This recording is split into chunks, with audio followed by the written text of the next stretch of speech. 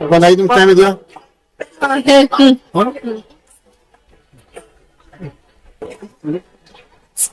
Simple ಮತ್ತೆ ಏನ್ difference ಕಾಣ್ತದೆ? ಇದು ಅಸ್ಥಿ ಪಂಜರ, ಇದು ಇಲ್ಲಿ ಜೀವಾತ್ಮ. ಆತ್ಮ ಇದೆ. ಆತ್ಮ ಇದ್ದಾಗ ಅದು ಜೀವಾತ್ಮ ಆಯ್ತು. ಆತ್ಮ ಯಾವ ಹೊರಟೋಯ್ತು ಅವಾಗ ಏನಾಗ್ತದ್ರು ಮೂಳೆ ಮಾಂಸದ ಸೆಲ್ಲ. ಯಾವ ಆತ್ಮ ಇದ್ದು ಮಾತ್ರ ದೇಹಕ್ಕೆ ಬೆಲೆ ಇಲ್ಲ. ಜೀವಾತ್ಮ ಏನಂತ ಜೀವಾತ್ಮ. ಆತ್ಮ ಹೊರಟೋಯ್ತು ಅಂದ್ರೆ ದೇಹಕ್ಕೆ ಏನು ಬೆಲೆ ಇಲ್ಲ. ಬರೀ ಆತ್ಮದಲ್ಲಿ ಮನಸ್ಸು ಬುದ್ಧಿ ಮತ್ತು ಸಂಸ್ಕಾರ ಇರ್ತದೆ.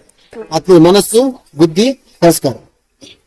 ಆತ್ಮ ನಮ್ಮ ಪ್ರಕೃತಿ ಮಧ್ಯಭಾಗ ಇಲ್ಲಿ ಒಳಭಾಗದಲ್ಲಿ ಹೈಪೋಥಾಲಮಸ್ ಕೆಳಗೆ ಪಿಟ್ಯೂಟರಿ ಗ್ಲ್ಯಾಂಡ್ ಅಲ್ಲಿ ಆತ್ಮ ಇರ್ತದೆ. ಆತ್ಮ ಏನ್ ಮಾಡ್ತಾರೆ? ಇಡೀ ದೇಹವನ್ನು ನಡೆಸ್ತದೆ. ಒಂದು ಕಾರ್ ಇದೆ ಅಂದ್ರೆ ಆ ಕಾರ್ ಓಡ್ಬೇಕಂದ್ರೆ ಯಾರು ಬೇಕು ಹೇಳಿ? ಜೀವಾತ್ಮನೇ ಬೇಕು, ಡ್ರೈವರ್ ಬೇಕು. ಡ್ರೈವರ್ ಬೇಕು. ಶರೀರ ಓಡ್ಬೇಕಂದ್ರೆ ಏನ್ ಬೇಕು?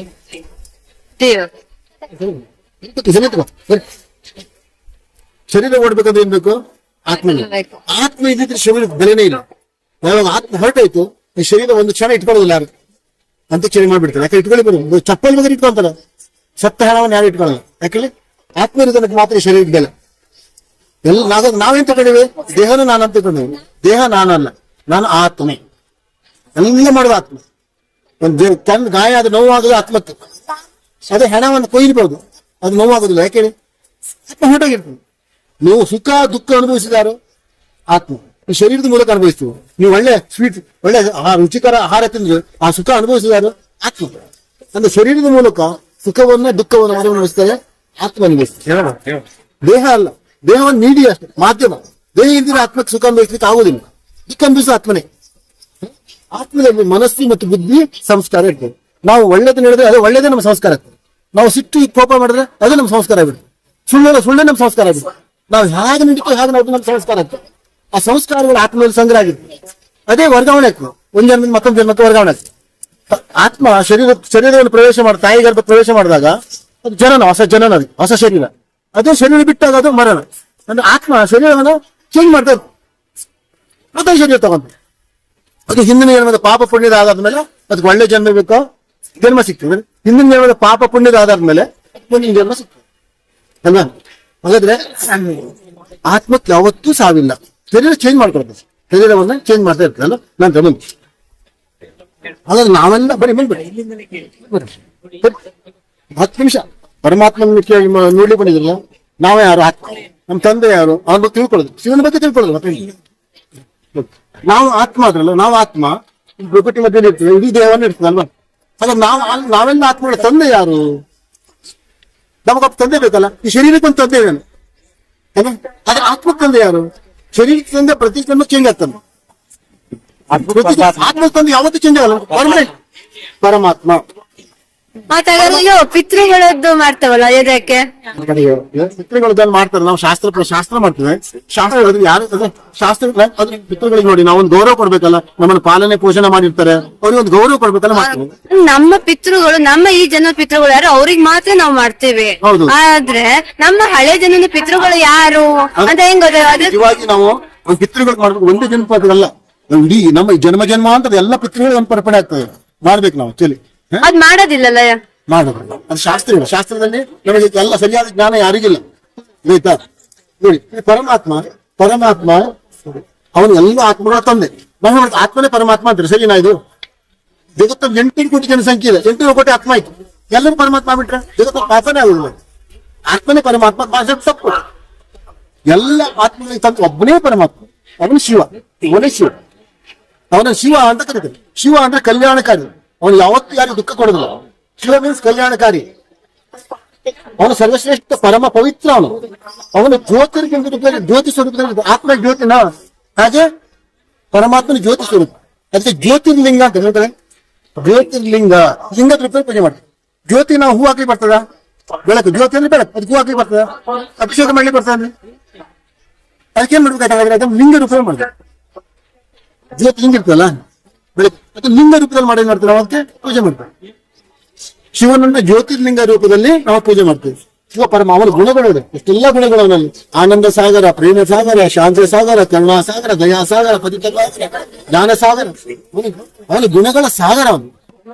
ನಮ್ಮನ್ನು ಪವಿತ್ರದಿಂದ ಪಾವನ ಮಾಡ್ತಾನೆ ಅವನು. ಅವನನ್ನು ನಾವು ಲಿಂಗ ಕೃತಿಯಲ್ಲಿ ಪೂಜೆ ಮಾಡ್ತೇವೆ. ನಾವು ಹಿಂದೂಗಳು ಈಶ್ವರ ಅಂತೇವೆ, ಮುಸಲ್ಮಾನ್ ಅಲ್ಲ ನೂರು, ಅಲ್ಲ ನೂರು ಅಂತ ನೂರಲ್ಲಿ ಬೆಳಕು. Christians god is light, light ಅಂದ್ರೆ ಬೆಳಕು. ಇವಾಗ ಮುಸ್ಲಿಂ ಸಿಕ್ಕಿರಿ ಏಕ ಓಂಕಾರ ಅಂತಾರೆ, ಜೈನರು ಅರಿಹಂತ ಅಂತಾರೆ. ಅವ್ರು ಬೆಳಕೆ, ಎಲ್ಲ ಬೆಳಕೆ. ಪರಮಾತ್ಮನ ಬೇರೆ ಹೆಸರನ್ನ ಪೂಜೆ ಮಾಡ್ತೀನಿ ಬಿಟ್ರೆ, ಲ್ಯಾಂಗ್ವೇಜ್ ಭಾಷೆಗಳನ್ನ ನಮ್ಮನ್ನೇನು ಮಾಡ್ತೀವಿ ಬೇರೆ ಬಿಟ್ರೆ ಎಲ್ಲರೂ ಒಬ್ಬರೇ ತಂದೆ. ತಂಗಿ ಒಂದ್ ನಿಮಿಷ, ಜಗತ್ತಿನಲ್ಲಿ ಎಲ್ಲ ಆತ್ಮಗಳು ಒಬ್ಬರೇ ತಂದೆ. ನೀನು ಡಿಸೈಡ್ ಮಾಡ್ತಿದ್ದೆ ಮಾಡಿ ಮುಂದೆ. ಜಗತ್ತಿನ ಎಲ್ಲ ಆತ್ಮಗಳಿಗೆ ಒಬ್ಬರೇ ತಂದೆ. ಯಾರು? ಅವನ ಪರಮ. ನಾವೆಲ್ಲ ಯಾರು? ಆತ್ಮಗಳು. ನಮ್ ತಂದೆ ಯಾರು? ಅವನ ಹೆಸರೇನು? ಶಿವ. ತಂದೆ ಬರೇ ಅರ್ಧ ಮಾಡ್ದೆ ಕೇಳ್ಕೊಂಡು ಬರ್ಬ ಅರ್ಧ ಮಾಡ್ದೆ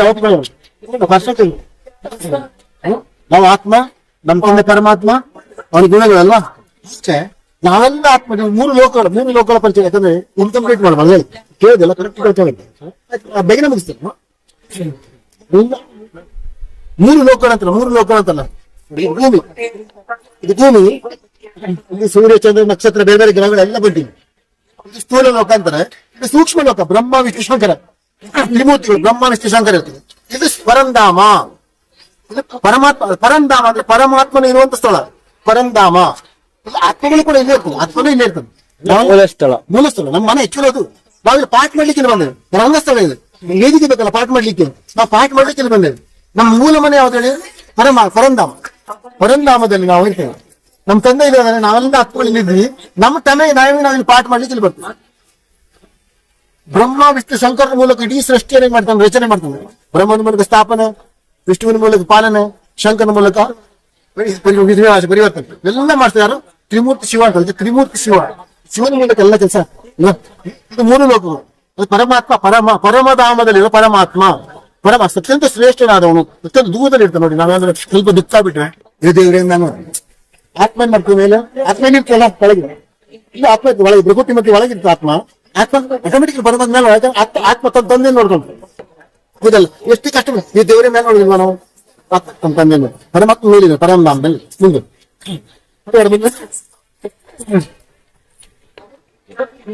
ನೋಡಿ, ಮೂರು ಲೋಕಗಳು ಆಯ್ತಲ್ಲ ಈಗ.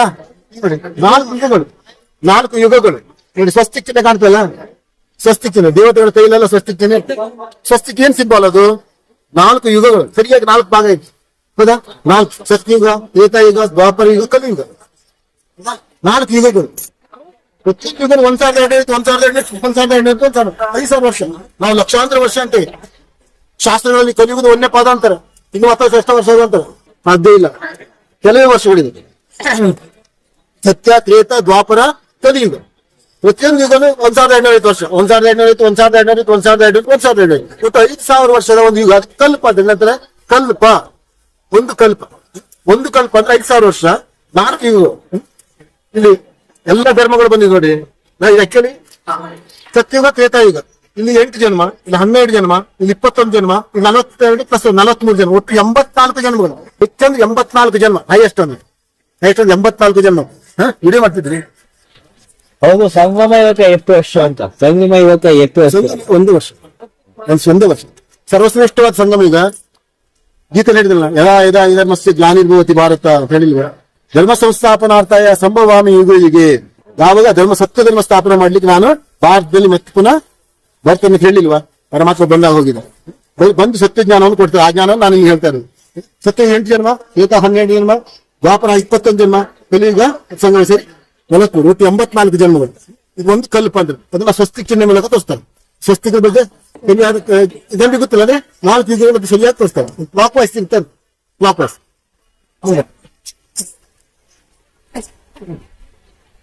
ನೋಡಿ.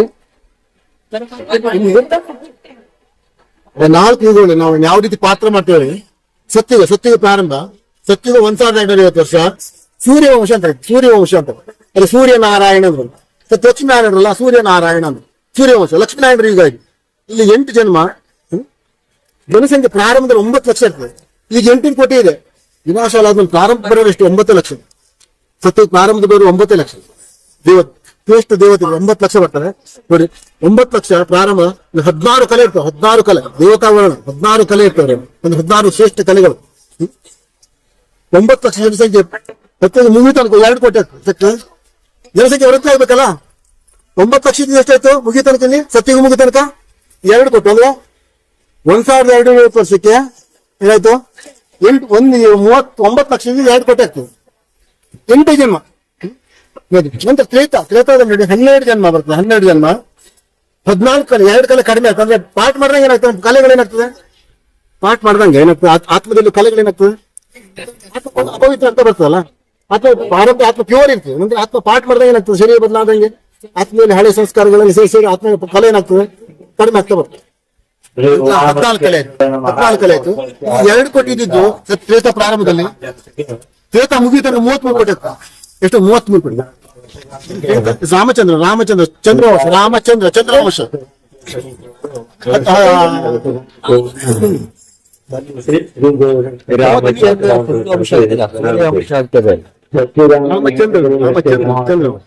ಹೆಸರು ರಾಮಚಂದ್ರ ಅಂತಾನೆ.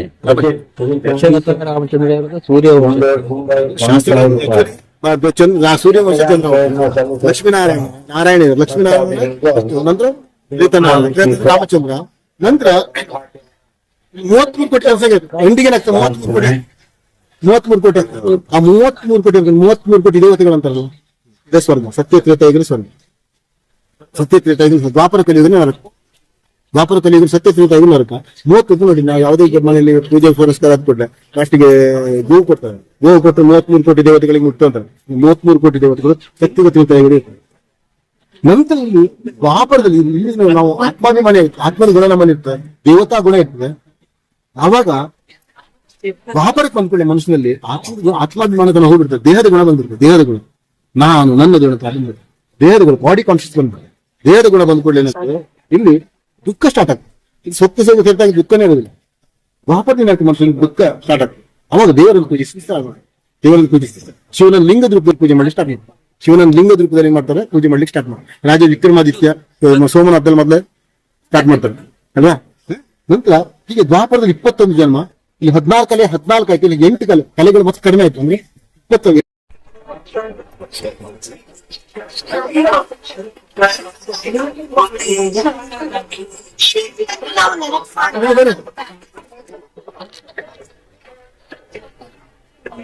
ಒಂದು 5 ನಿಮಿಷ ಟೈಮ್ ಇದೆಯಾ?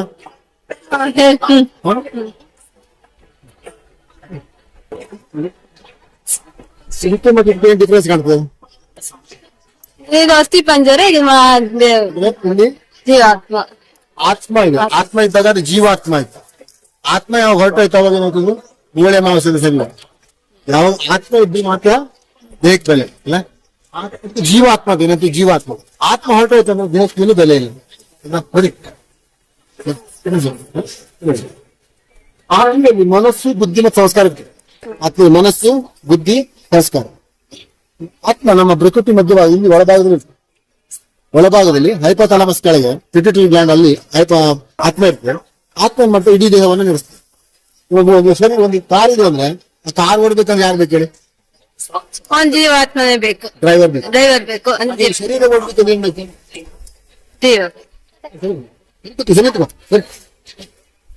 ಶರೀರ ಓಡ್ಬೇಕಂದ್ರೆ ಏನ್ ಬೇಕು? ಆತ್ಮ. ಆತ್ಮ ಇದ್ದಿದ್ರೆ ಶರೀರದ ಬೆಲೆನೇ ಇಲ್ಲ. ಯಾವಾಗ ಆತ್ಮ ಹೊರಟಾಯ್ತು ಈ ಶರೀರ ಒಂದು ಕ್ಷಣ ಇಟ್ಕೊಳ್ಳೋದಿಲ್ಲ ಯಾರು ಅಂತ ಚೇಂಜ್ ಮಾಡ್ಬಿಡ್ತಾರೆ. ಯಾಕೆ ಇಟ್ಕೊಳ್ಳಿ ಬರೋದು ಚಪ್ಪಲಿ ಬಗ್ಗೆ ಇಟ್ಕೊಂತಾರೆ. ಸತ್ತ ಹಣವನ್ನು ಯಾರು ಇಟ್ಕೊಳ್ಳಲ್ಲ. ಯಾಕಂದ್ರೆ ಆತ್ಮ ಇರೋದಕ್ಕೆ ಮಾತ್ರ ಶರೀರದ ಬೆಲೆ. ನಾವೇನ್ ತಗೊಂಡಿವಿ? ದೇಹನ ನಾನು ಅಂತ ತಗೊಂಡಿವಿ. ದೇಹ ನಾನಲ್ಲ, ನಾನು ಆತ್ಮೆ. ಎಲ್ಲ ಮಾಡೋದು ಆತ್ಮ. ಒಂದು ಗಾಯ ಅದು ನೋವಾಗೋದು ಆತ್ಮಕ್ಕೆ. ಅದೇ ಹೆಣವನ್ನು ಕೊಯ್ಯಬಹುದು, ಅದು ನೋವಾಗೋದಿಲ್ಲ. ಯಾಕೆ? ಆತ್ಮ ಹೊರಟಾಗಿರ್ತದೆ. ನೀವು ಸುಖ ದುಃಖ ಅನುಭವಿಸಿದಾರು ಆತ್ಮ. ಈ ಶರೀರದ ಮೂಲಕ ಅನುಭವಿಸ್ತೀವಿ. ನೀವು ಒಳ್ಳೆ ಸ್ವೀಟ್ ಒಳ್ಳೆ ರುಚಿಕರ ಆಹಾರ ತಿಂದ್ರೆ ಆ ಸುಖ ಅನುಭವಿಸಿದಾರು ಆತ್ಮ. ಅಂದ್ರೆ ಶರೀರದ ಮೂಲಕ ಸುಖವನ್ನ ದುಃಖವನ್ನು ಅನುಭವಿಸ್ತಾರೆ ಆತ್ಮ ಅನುಭವಿಸ್ತಾರೆ. ದೇಹ ಅಲ್ಲ. ದೇಹವನ್ನು ನೀಡಿ ಅಷ್ಟೇ ಮಾಧ್ಯಮ. ದೇಹ ಇದ್ದರೆ ಆತ್ಮಕ್ಕೆ ಸುಖ ಅನುಭವಿಸ್ಲಿಕ್ಕೆ ಆಗುದಿಲ್ಲ. ದುಃಖ ಅನುಭವಿಸೋ ಆತ್ಮನೇ. ಆತ್ಮದಲ್ಲಿ ಮನಸ್ಸು ಮತ್ತು ಬುದ್ಧಿ ಸಂಸ್ಕಾರ ಇರ್ತದೆ. ನಾವು ಒಳ್ಳೇದು ಹೇಳಿದ್ರೆ ಅದು ಒಳ್ಳೇದೇ ನಮ್ಮ ಸಂಸ್ಕಾರ ಆಗ್ತದೆ. ನಾವು ಸಿಟ್ಟು ಕೋಪ ಮಾಡಿದ್ರೆ ಅದು ನಮ್ಮ ಸಂಸ್ಕಾರ ಆಗ್ಬಿಡುತ್ತೆ. ಸುಳ್ಳೆ ನಮ್ಮ ಸಂಸ್ಕಾರ ಆಗ್ಬಿಡುತ್ತೆ. ನಾವು ಹೇಗೆ ನಡೀತೀವಿ ಹಾಗೆ ನಾವು ನಮ್ಮ ಸಂಸ್ಕಾರ ಆಗ್ತದೆ. ಆ ಸಂಸ್ಕಾರಗಳು ಆತ್ಮದಲ್ಲಿ ಸಂಗ್ರಹ ಆಗಿರ್ತದೆ. ಅದೇ ವರ್ಗಾವಣೆ ಆಗ್ತದೆ. ಒಂದ್ ಜನ್ಮದಿಂದ ಮತ್ತೊಂದು ಜನ್ಮಕ್ಕೆ ವರ್ಗಾವಣೆ ಆಗ್ತದೆ. ಆತ್ಮ ಶರೀರವನ್ನು ಪ್ರವೇಶ ಮಾಡಿ ತಾಯಿ ಗರ್ಭ ಪ್ರವೇಶ ಮಾಡಿದಾಗ ಅದು ಜನನ, ಹೊಸ ಜನನ, ಅದು ಹೊಸ ಶರೀರ. ಅದು ಶರೀರ ಬಿಟ್ಟಾಗ ಅದು ಮರಣ. ಅಂದ್ರೆ ಆತ್ಮ ಶರೀರವನ್ನು ಚೇಂಜ್ ಮಾಡ್ತಾರೆ, ಮತ್ತೆ ಶರೀರ ತಗೊಂಡು ಅದು ಹಿಂದಿನ ಜನ್ಮದ ಪಾಪ ಪುಣ್ಯದ ಆಧಾರದ ಅದಕ್ಕೆ ಒಳ್ಳೆ ಜನ್ಮ ಬೇಕೋ ಜನ್ಮ ಸಿಗ್ತದೆ. ಹಿಂದಿನ ಜನ್ಮದ ಪಾಪ ಪುಣ್ಯದ ಆಧಾರದ ಮೇಲೆ ಮುಂದಿನ ಜನ್ಮ ಸಿಗ್ತದೆ ಅಲ್ವಾ? ಹಾಗಾದ್ರೆ ಆತ್ಮಕ್ಕೆ ಯಾವತ್ತೂ ಸಾವಿಲ್ಲ. ಶರೀರ ಚೇಂಜ್ ಮಾಡ್ಕೊಳ್ತದೆ, ಶರೀರವನ್ನ ಚೇಂಜ್ ಮಾಡ್ತಾ ಇರ್ತದೆ ಅಲ್ಲ. ನಂತರ ಮುಂದೆ ಹಾಗಾದ್ರೆ ನಾವೆಲ್ಲ ಬರೀ ಬರ್ರಿ 10 ನಿಮಿಷ ಪರಮಾತ್ಮ ನೋಡ್ಲಿಕ್ಕೆ ಬಂದಿದ್ರಲ್ಲ, ನಾವೇ ಯಾರು, ಆತ್ಮ, ನಮ್ಮ ತಂದೆ ಯಾರು, ಅವ್ರ ಬಗ್ಗೆ ತಿಳ್ಕೊಳ್ಳೋದು, ಶಿವನ ಬಗ್ಗೆ ತಿಳ್ಕೊಳ್ಳೋದು. ಮತ್ತೆ ನಾವು ಆತ್ಮ ಅದ್ರಲ್ಲ, ನಾವು ಆತ್ಮ ಪ್ರಕೃತಿ ಮಧ್ಯೆ ಇರ್ತದೆ, ಇಡೀ ದೇಹವನ್ನು ಇರ್ತದೆ ಅಲ್ವಾ? ಹಾಗಾದ್ರೆ ನಾವೆಲ್ಲ ಆತ್ಮಗಳ ತಂದೆ ಯಾರು? ನಮಗೊಬ್ಬ ತಂದೆ ಬೇಕಲ್ಲ. ಈ ಶರೀರಕ್ಕೊಂದು ತಂದೆ ಇದ್ದಾನೆ ಅಲ್ವಾ? ಆದ್ರೆ ಆತ್ಮಕ್ಕೆ ತಂದೆ ಯಾರು? ಶರೀರಕ್ಕೆ ತಂದೆ ಪ್ರತಿ ಜನ್ಮ ಚೇಂಜ್ ಆಗ್ತಾನೆ. ಆತ್ಮಕ್ಕೆ ತಂದೆ ಯಾವತ್ತೂ ಚೇಂಜ್ ಆಗಲ್ಲ, ಪರ್ಮನೆಂಟ್ ಪರಮಾತ್ಮ. ಮತ್ತೆ ಇದು ಪಿತೃಗಳದ್ದು ಮಾಡ್ತಾವಲ್ಲ ಇದಕ್ಕೆ ಪಿತೃಗಳನ್ನ ಮಾಡ್ತಾರೆ. ನಾವು ಶಾಸ್ತ್ರ ಮಾಡ್ತೇವೆ. ಶಾಸ್ತ್ರ ಹೇಳಿದ್ರೆ ಯಾರು ಶಾಸ್ತ್ರ ಅದ್ರ ಪಿತೃಗಳಿಗೆ ನೋಡಿ ನಾವು ಒಂದು ಗೌರವ ಕೊಡ್ಬೇಕಲ್ಲ. ನಮ್ಮನ್ನು ಪಾಲನೆ ಪೋಷಣೆ ಮಾಡಿರ್ತಾರೆ, ಅವ್ರಿಗೆ ಒಂದು ಗೌರವ ಕೊಡ್ಬೇಕಲ್ಲ ಮಾಡ್ತೇವೆ. ನಮ್ಮ ಪಿತೃಗಳು, ನಮ್ಮ ಈ ಜನ್ಮ ಪಿತೃಗಳು ಯಾರು ಅವ್ರಿಗೆ ಮಾತ್ರ ನಾವು ಮಾಡ್ತೇವೆ. ಹೌದು. ಆದ್ರೆ ನಮ್ಮ ಹಳೆ ಜನ್ಮದ ಪಿತೃಗಳು ಯಾರು ಅಂತ ಹೆಂಗ್ ಗೊತ್ತಾಗ? ಇವಾಗ ನಾವು ಒಂದು ಪಿತೃಗಳು ಮಾಡ್ಬೇಕು, ಒಂದೇ ಜನ್ಮ ಅಲ್ಲ, ನಾವು ಇಡೀ ನಮ್ಮ ಜನ್ಮ ಅಂತ ಎಲ್ಲ ಪಿತೃಗಳಿಗೆ ಒಂದು ಪರ್ಪಣೆ ಆಗ್ತದೆ, ಮಾಡ್ಬೇಕು ನಾವು ಚಲಿ. ಅದ್ ಮಾಡೋದಿಲ್ಲಲ್ಲ, ಮಾಡೋದು ಅದು ಶಾಸ್ತ್ರ. ಶಾಸ್ತ್ರದಲ್ಲಿ ನಮಗೆ ಎಲ್ಲ ಸರಿಯಾದ ಜ್ಞಾನ ಯಾರಿಗಿಲ್ಲ, ಆಯ್ತಾ? ನೋಡಿ, ಪರಮಾತ್ಮ ಅವನು ಎಲ್ಲ ಆತ್ಮಗಳ ತಂದೆ. ನಾವು ಆತ್ಮನೇ ಪರಮಾತ್ಮ ಅಂತಾರೆ, ಸರಿನಾ? ಇದು ಜಗತ್ತ 8 ಕೋಟಿ ಜನಸಂಖ್ಯೆ ಇದೆ, 8 ಕೋಟಿ ಆತ್ಮ ಆಯ್ತು. ಎಲ್ಲರೂ ಪರಮಾತ್ಮ ಬಿಟ್ರೆ ಜಗತ್ತ ಪಾಪನೇ ಆಗುದಿಲ್ಲ. ಆತ್ಮನೇ ಪರಮಾತ್ಮ ತಪ್ಪು. ಎಲ್ಲ ಆತ್ಮಗಳಿಗೆ ತಂದು ಒಬ್ಬನೇ ಪರಮಾತ್ಮ, ಅವನು ಶಿವ. ಅವನ ಶಿವ ಅಂತ ಕರೀತಾರೆ. ಶಿವ ಅಂದ್ರೆ ಕಲ್ಯಾಣಕಾರಿ. ಅವನು ಯಾವತ್ತು ಯಾರಿಗೂ ದುಃಖ ಕೊಡೋದಿಲ್ಲ. ಶಿವ ಮೀನ್ಸ್ ಕಲ್ಯಾಣಕಾರಿ. ಅವನು ಸರ್ವಶ್ರೇಷ್ಠ ಪರಮ ಪವಿತ್ರ. ಅವನು ಜ್ಯೋತಿ ಸ್ವರೂಪದಲ್ಲಿ ಆತ್ಮ ಜ್ಯೋತಿನ, ಹಾಗೆ ಪರಮಾತ್ಮನ ಜ್ಯೋತಿ ಸ್ವರೂಪ. ಅದಕ್ಕೆ ಜ್ಯೋತಿರ್ಲಿಂಗ ಅಂತ ಹೇಳ್ತಾರೆ. ಜ್ಯೋತಿರ್ಲಿಂಗ ಲಿಂಗ ರೂಪ ಪೂಜೆ ಮಾಡ್ತಾರೆ. ಜ್ಯೋತಿ ನಾವು ಹೂ ಹಾಕಿ ಬರ್ತದ, ಬೆಳಕು ಜ್ಯೋತಿ ಅಂದ್ರೆ ಬೆಳಕು, ಅದಕ್ಕೆ ಹೂ ಹಾಕಿ ಬರ್ತದ, ಅಭಿಷೇಕ ಮಾಡ್ಲಿಕ್ಕೆ ಬರ್ತಾನೆ. ಅದಕ್ಕೇನ್ ಮಾಡ್ಬೇಕಾದ್ರೆ ಅದನ್ನ ಲಿಂಗ ರೂಪ ಮಾಡ್ತಾರೆ. ಜ್ಯೋತಿ ಲಿಂಗ ಇರ್ತಲ್ಲ ಬೆಳಕು, ಅದು ಲಿಂಗ ರೂಪದಲ್ಲಿ ಮಾಡಿ ಮಾಡ್ತಾರೆ, ನಾವು ಅದಕ್ಕೆ ಪೂಜೆ ಮಾಡ್ತಾರೆ. ಶಿವನನ್ನ ಜ್ಯೋತಿರ್ಲಿಂಗ ರೂಪದಲ್ಲಿ ನಾವು ಪೂಜೆ ಮಾಡ್ತೇವೆ.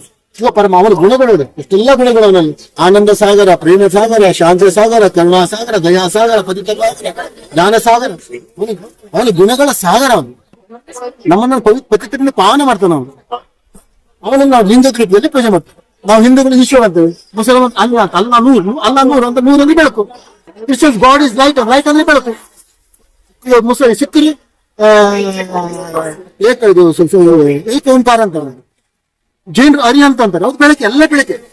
ಪರಮಾತ್ಮನ ಬೇರೆ ಹೆಸರನ್ನ ಪೂಜೆ ಮಾಡ್ತೀನಿ ಬಿಟ್ರೆ, ಲ್ಯಾಂಗ್ವೇಜ್ ಭಾಷೆಗಳನ್ನ ನಮ್ಮನ್ನೇನು ಮಾಡ್ತೀವಿ ಬೇರೆ ಬಿಟ್ರೆ ಎಲ್ಲರೂ ಒಬ್ಬರೇ ತಂದೆ. ತಂಗಿ ಒಂದ್ ನಿಮಿಷ, ಜಗತ್ತಿನಲ್ಲಿ ಎಲ್ಲ ಆತ್ಮಗಳು ಒಬ್ಬರೇ ತಂದೆ. ನೀನು ಡಿಸೈಡ್ ಮಾಡ್ತಿದ್ದೆ ಮಾಡಿ ಮುಂದೆ. ಜಗತ್ತಿನ ಎಲ್ಲ ಆತ್ಮಗಳಿಗೆ ಒಬ್ಬರೇ ತಂದೆ. ಯಾರು? ಅವನ ಪರಮ. ನಾವೆಲ್ಲ ಯಾರು? ಆತ್ಮಗಳು. ನಮ್ ತಂದೆ ಯಾರು? ಅವನ ಹೆಸರೇನು? ಶಿವ. ತಂದೆ ಬರೇ ಅರ್ಧ ಮಾಡ್ದೆ ಕೇಳ್ಕೊಂಡು ಬರ್ಬ ಅರ್ಧ ಮಾಡ್ದೆ ಯಾವತ್ತು ನಾವು ಆತ್ಮ, ನಮ್ ತಂದೆ ಪರಮಾತ್ಮ, ಅವನ ಗುಣಗಳಲ್ವಾ ಅಷ್ಟೇ. ನಾವೆಲ್ಲ ಆತ್ಮ. ಮೂರು ಲೋಕಗಳ ಪರಿಚಯ. ಯಾಕಂದ್ರೆ ಇನ್ಕಂಪ್ಲೀಟ್ ಮಾಡ್ಬಾರ್ದು, ಕೇಳಿದೆಲ್ಲ ಕರೆಕ್ಟ್ ಬೇಗನೆ ಮುಗಿಸ್ತೇನೆ.